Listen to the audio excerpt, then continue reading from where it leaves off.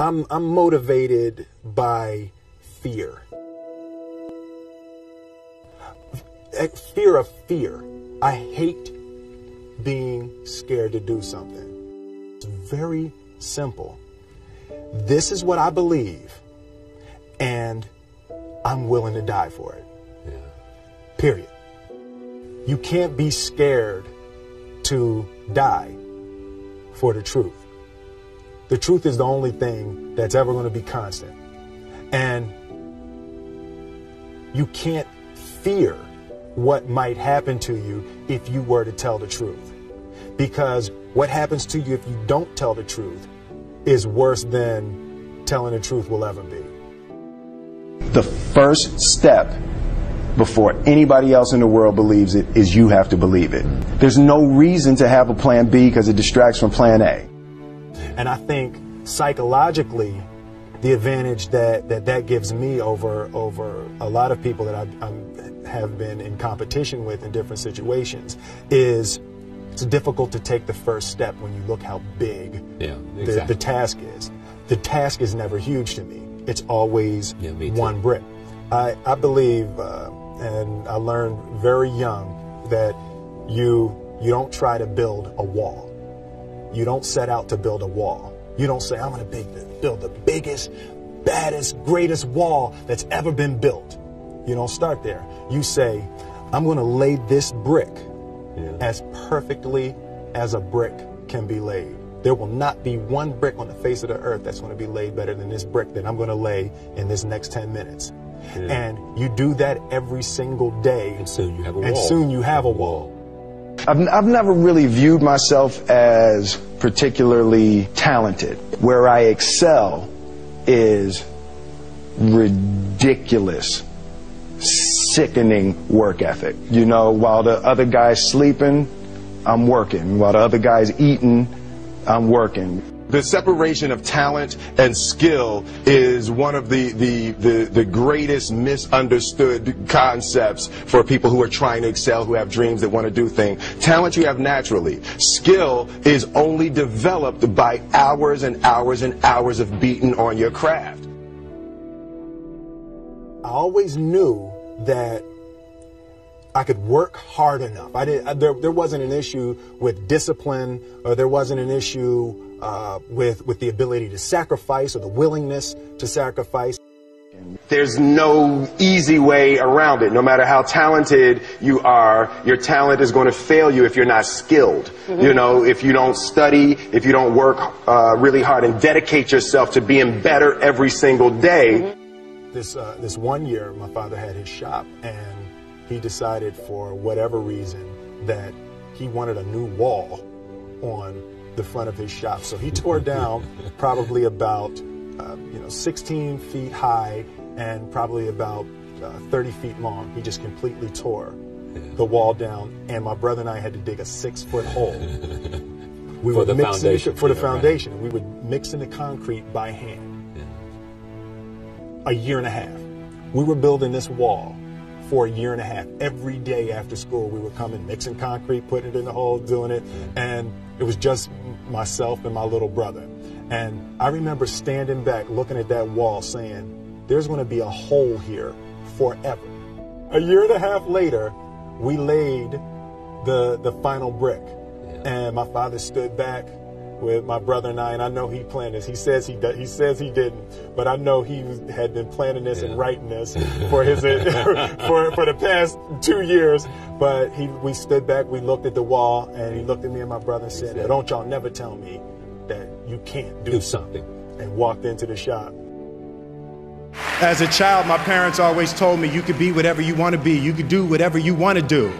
And you know, that office, that position, the highest office on the face of the earth, it was something I heard my parents saying it, but I didn't totally believe it. Yet I went out in the world and I carried myself and I held my head high and I stood there and I looked people in their eyes and I talked to people as if I was deserving of everything that this planet has to offer. I really want to say to children out there and to people who are watching, Confucius said one time, he who says he can and he who says he can't are both usually right.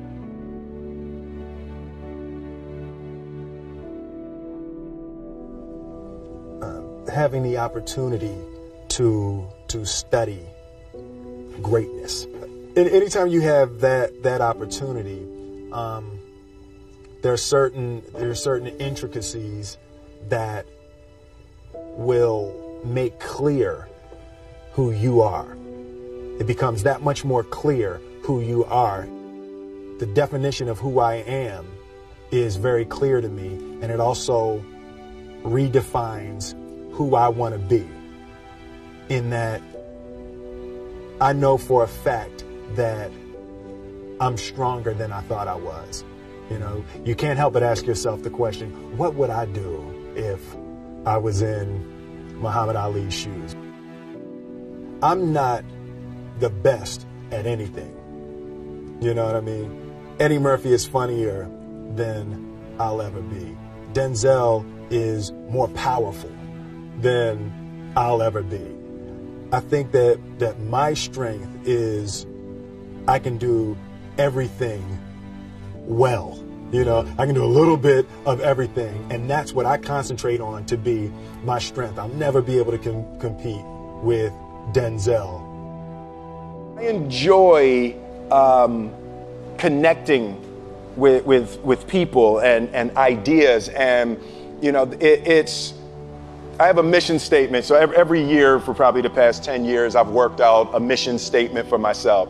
And for the last few years, the mission statement has stayed the same, and it's been improve lives, right? So when I go into something, I'm looking for how the quality of this piece could potentially improve lives. But it's all along the way. It's when you make the movie and how you're interacting with people in the process. And the concept of improving lives runs through the center of everything I do. And then I realized that the way to improve lives is to continually improve yourself, right? So with that, every morning when I get out of the bed, I haven't fixed everything in the world yet, so there's always something to do.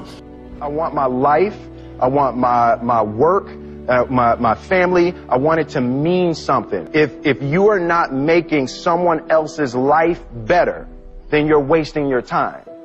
Like your life will become better by making other lives better. A few months ago, I said that I believe that if I chose to, I could be the president of the United States. And I think as I've had a chance to intellectualize why I said that. Yeah. And I think that there's a certain delusional quality that all successful people have to have. You have to believe that something different than what has happened for the last 50 million years of history. You have to believe that something different can happen. The one thing that I truly tried to communicate in the interpretation of Ali is the complex simplicity of greatness. And how greatness is not this wonderful, esoteric, elusive, God-like feature that only the special among us will ever taste. It's something that truly exists in all of us. Loss is bound to joy. Like pain and suffering are bound to joy. The being able to survive something is actually a big part of being able to find that next wave of joy. You appreciate smaller things. I hated being scared, that I didn't want to even take the meeting. I just hated that being scared to do something. And I think what developed in my early days was the attitude that I started attacking things that I was scared of.